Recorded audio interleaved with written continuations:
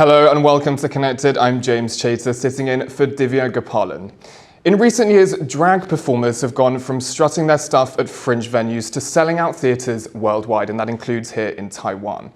That's partly due to the success of shows that brought drag into people's homes. But long before they graced our screens, this art of gender expression was a driving force for equality. Now in the United States, though, a wave of anti-drag legislation is sweeping the country, with right-wing politicians trying to limit where they can perform. To discuss all this, we're joined by legendary Taipei-based drag queen Taipei Popcorn, and in LA, the equally legendary Taiwanese-American drag king, Dr. Wang Newton. Popcorn, I want to start with you. You've been featured in many of Taiwan's major fashion magazines, including Vogue and Marie Claire. Tell us a bit about yourself. Hi, James. Thank you for having me. And, well, I'm from Aotearoa, aka New Zealand, but I've been living in Taiwan for the last 5 or 6 years. And I do a lot of drag here in Taiwan. I have lots of different projects like fashion things and magazine things and music videos and theater and art films and, of course, nightclub and bar work too. So, yeah, I really love living here and doing drag. And that's me. And Wang, fewer people might have heard of drag kings.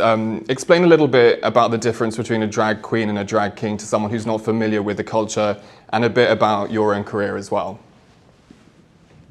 James, baby, long time no Wang. So good to see you. You know, a drag king is just as number one as a drag queen.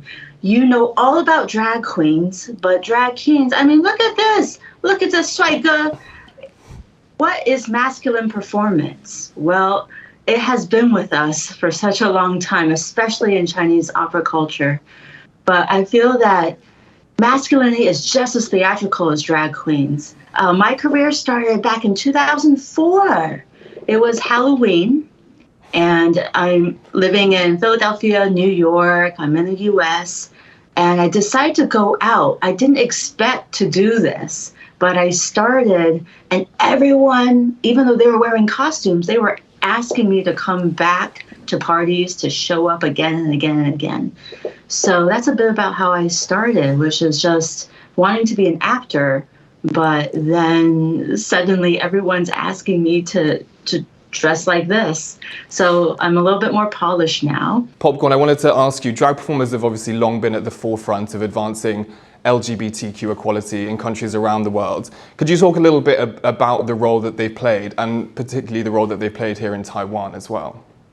Yeah, well, I think in terms of LGBT activism, drag queens are just one part of that. I think a lot of it is done by trans people, and especially the lesbians as well. I noticed they're a huge part of the really people at the front doing all the work and the activist work. But for me, I think drag queens are kind of a figurehead in some ways. Like, we are a way to unite the LGBT community around us, and we're kind of like a symbol. And we have a large social media following, of course, a lot of them, so they can use it as a platform to bring awareness to certain politics or certain issues. More and more young people are looking to drag as a means of self-expression, and Taiwan is no different. We followed local drag queen Boba T as she prepared for her first ever performance at an iconic Taipei venue. Have a look. So make some noise for the super talented Boba T! My name is Boba T. I started performing 6 months ago in Taipei, Taiwan, and today will be my first time performing at Cafe Delita Taipei, which is the place where kind of bridges the Taiwan drag scene with the international drag scene.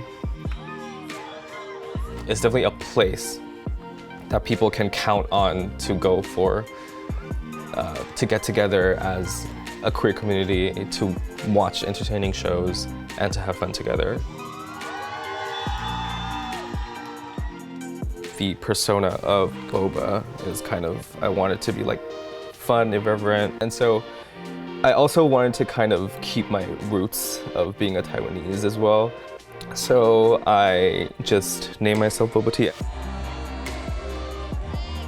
I'm in the ballroom community of Taiwan. Ballroom is basically like it's a competition, it's a beauty pageant, it's a fashion show, it's a place where people come together to express themselves. That is something that like I think the ballroom community really like taught Boba to do, where like do what you do to the best of your abilities and people will celebrate it. I'm feeling every emotion possible at this moment. I'm trying to like not think about it because my nerves sometimes get the best of me. The super talented Boba T! Boba is an extension of who I am, and it's always just been in there. I'm glad that people are seeing Boba and are willing to give Boba a chance. And you can watch the full version of Boba's story on the TaiwanPlus website and YouTube.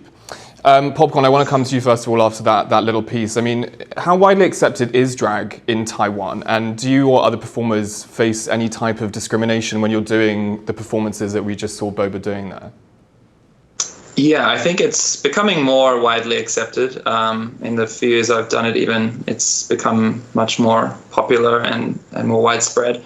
I think I get more pass as a foreigner, of course, because I'm already an outsider, so I can kind of do more. And I'm not restrained by society as much here. But for local performers, I know some of them face discrimination from their parents even, or I know some who can't even get ready at home because their parents don't know they do drag. So there's definitely still challenges. And another thing is the taxi drivers picking drag queens up. It's happened to me. It's happened to a lot of the Tony's drag queens I know, where they will just see you and they have the empty cab symbol on, and then they stop and then they see you and they keep driving. So that's happened many times.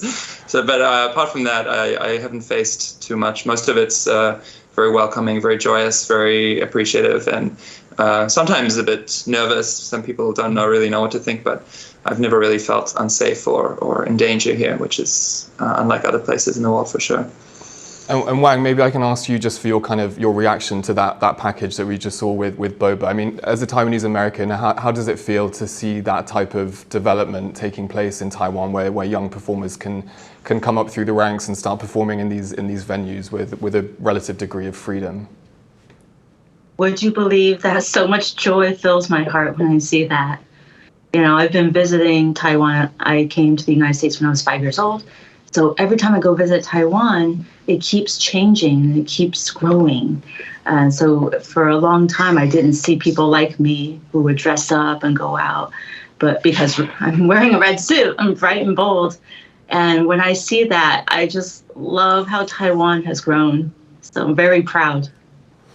And you mentioned at the beginning of the show about some of drag's kind of historical context, and modern drag has precedent in Asian cultures with some Chinese opera, with male actors playing female roles. Could you talk a little bit more about the historical context to this art form as well?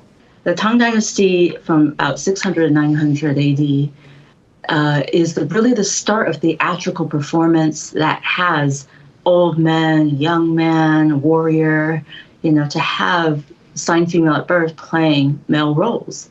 I don't think they thought it was a big deal. Drag is a current expression of that. We are interested in theatrics, in comedy, in playing with the audience. That's performance art. To go out into the world, go out into the street. I've traveled the world bringing Wang and then suddenly changing. Yes, admittedly, we take a little shorter time than some drag queens to get into all of this glory. But I get to travel the world and do Wang and interact with people and bring laughter and joy.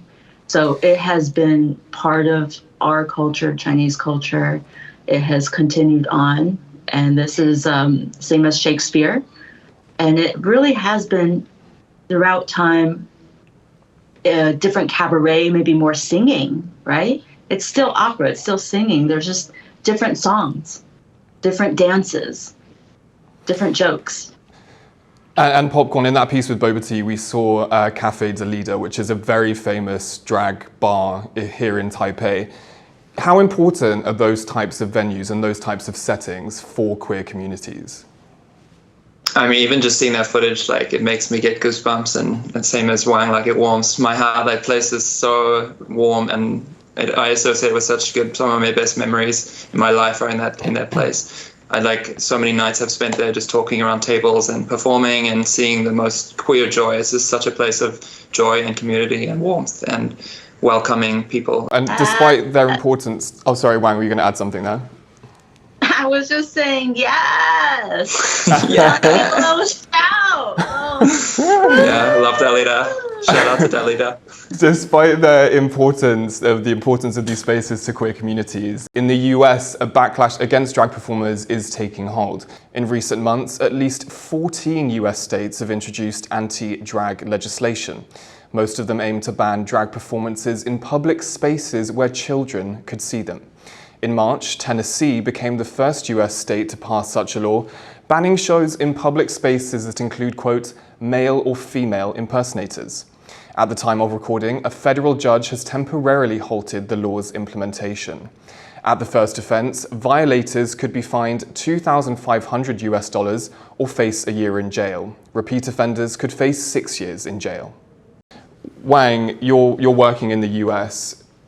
What impact is this wave of legislation having on your community, and how are people responding to it? It really does have an impact. Perhaps psychologically, perhaps in many ways that we don't know. I did hire a bodyguard when I took the big stage recently. Even if it's for show, because it can be part of my character to have a bodyguard, but why do we even want this thought in our minds? Why does that have to invade our joy? Because the other side of the fear that's out there is that we have joy. That's all that we're really doing, is sharing that and making other people laugh and entertain people. So the impact is that there is extra concern, the impact that we might face when we're kind of hiding ourselves sometimes, or we're being extra bold and loud as in rebellion. So everyone's concerned about it, but we've always been resilient. And could you talk a little bit about how that resilience is manifesting? How are people responding to this? How are they banding together? Sure, there's a lot of protests. There's definitely people. We've been very active since last year's of all the different political things happening and the horrible leadership. So people are used to calling the government, calling their representatives, taking to the streets, as well as organizing fundraisers to illegal nonprofits and for-profits that are helping us, with the laws and to counter the laws. So we are certainly doing our best, but we always, could use more support. And Popcorn, do you think there's a concern that Taiwan could go in a similar direction that the US is going in terms of limiting or kind of legislating against drag performers? I would like to say no, because I think the US is really in a different place. But then seeing what happened in Taiwan with the same-sex marriage movement, at the time there was a lot of fear around that, maybe 2 or 3 years ago before it passed. And a lot of right-wing groups and Christian groups, which is quite a small section of the population here, they created a huge fear campaign, which ended up being rather successful. And there was a referendum held in which 67% of the population voted against same-sex marriage, or 67% of the voters, I should say. It was only about a third of the population. And so when seeing that happening, it's possible that that could happen again in the future in terms of other, towards drag or towards transgender people or towards other sections of the LGBT community. I think that actually is it. It's really fear, Yeah. There are many bigger issues. I only mentioned the gun portion. But the fear, what is really underneath everything, is the unknown. People are used to a particular way of life that they live, and they're just going to keep going on. But when you look at something so colorful, so different, you want to not look at yourself. You want to point the finger, and that's what they say, right? The finger pointing outwards and looking out at someone else doing something else, but you never want to look at the 3 fingers pointing back at yourself. Popcorn, how does it feel to see your art form and your colleagues in the US being legislated against in this way? I mean, it's just outrageous. It makes me very angry and sad. It's just ridiculous to think that you can regulate how people dress, how people behave. It's very authoritarian and dangerous, I think. Yeah, I think it's absolutely unacceptable. To get another perspective on this, we reached out to a star of reality TV show RuPaul's Drag Race, the Chicago-based Kimora Hall. Here's what she had to say. Hi, I'm Kimora Hall, and I'm a drag artist from the United States. I think it's absolutely ridiculous that drag queens and trans people are being targeted, we're being scapegoated and blamed to distract from the larger issue, which is gun violence. You know, mass shootings are the leading cause of death in children in America. Not you or me, not that drag show down the street, not that trans person, literally just existing. And, you know, I am very fortunate to be in Chicago where there aren't such bills and legislations, but we have to be there for our trans and drag community in Tennessee and beyond. Like, we're all in this together. Ban guns, not drag shows. Ban guns, not trans healthcare. Thanks for having me. Mwah. Wang, Kimora there talked about the law's impact on other queer people. Explain to viewers why this type of legislation doesn't just impact drag performers, but a wide array of the queer community. I started on Halloween, and I know that that's an American culture thing, but how much has Halloween spread? And just take your mind into the moment of October 31st. Like, so many people are dressing up in drag. And when you take away that one day of the year, what about cosplay? What about, right, theater? So what happens when you're dressed in theater, you're in a play, and then you don't have time to take off your makeup, but you happen to be playing the opposite gender and you walk into the streets to go home? I mean, isn't it horrible to even do cosplay and to say, oh, I'm not in drag, but someone thinks you're in drag just because you're in makeup and colorful and have bright clothing and funky clothing. So it actually is an impact that's beyond the queer community. Popcorn, I mean, would you feel nervous if you were going to the US now and performing there? Is that something you would think about in a different way now? I mean, of course, it depends on the state I'm going to, but I mean, yeah, just to maybe anywhere in the country, I would feel more apprehensive about going there knowing how the climate is now. I think it's very tarnishing the United States' reputation and internationally. Yeah, I mean, that's something that you've spoken about before. You said before that Taiwan's relative freedom and its drag scene is a form of soft power for Taiwan in comparison to the restrictions that we're seeing now in the US. Could you explain a little bit more about what you mean by drag in Taiwan being a form of soft power?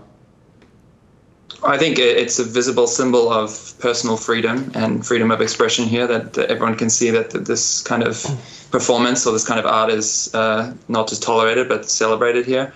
And especially, obviously, it's always compared with China, where that's very literally also legislated against. Like, they're not allowed to be on TV or I mean, the clubs there are raided and people are subjected to drug tests and things like that just to suppress queer life there. So in contrast to that, Taiwan stands as a place that's very open, and it's kind of a magnet for the queer community, especially in Asia. You see Taiwan Pride, or even just any weekend in Taipei, there will be people coming from Hong Kong, from Singapore, from Tokyo, from Kuala Lumpur, just coming here because they know it's a place where they can go out, meet people, have fun, watch drag, and yeah, it's got a huge draw for people, that the freedom, the personal freedom here.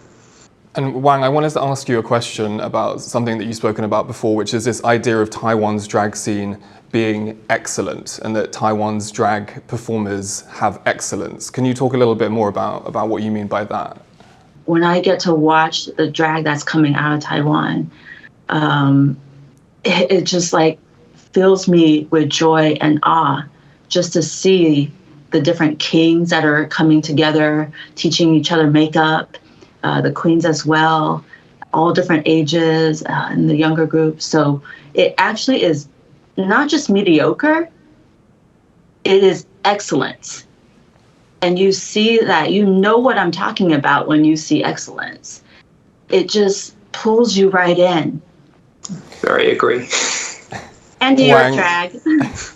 Wang, you spoke there about new drag performers coming up through the ranks. Well, in the spirit of openness and trying out new things, we might have another one for you. Popcorn, we got you to put one of our producers, Tomash, in drag for the very first time. So just so you know, Tomash usually prefers a hoodie and trainers when he's in the office. So here's his transformation.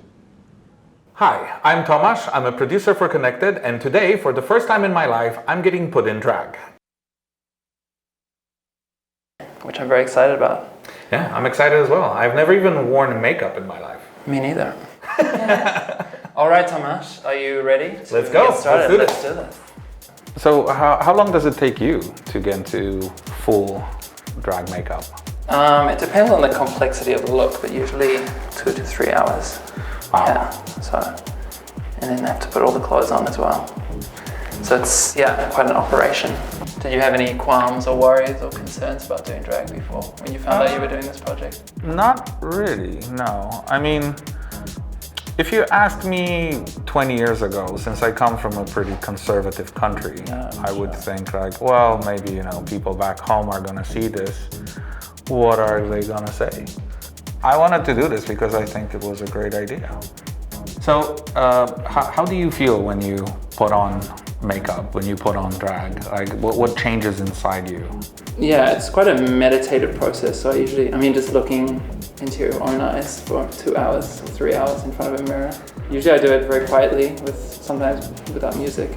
And then you become this character, and that's kind of the final pop. And then usually my personality will change at that point and I become a bit more irritating. And once you see yourself, your movements will change. Like, it's quite interesting actually how much the movement comes into it.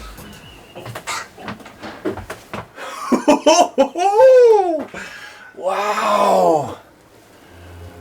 This is amazing! Oh wow, this is like a different person. It is. Yeah. It's still a start. Wow, and the beard works. Thank you. You're amazing. You've done miracles. I now understand what you mean when people see the effect, and it's like, it's me. I'm moving my mouth when I speak in my head, but I don't recognize myself. So it is, It's an illusion, isn't it? a different presence, a different feel. Yeah, it's quite powerful. Yes, it is. Very powerful. This is great. Thank you. Thank you again. Thank you, Tomasz. So happy. You can watch the full version of Tomash's story on the TaiwanPlus website and YouTube. Popcorn, what was it like putting Tomash in drag for the first time, and do you think she might be stealing some of your gigs soon?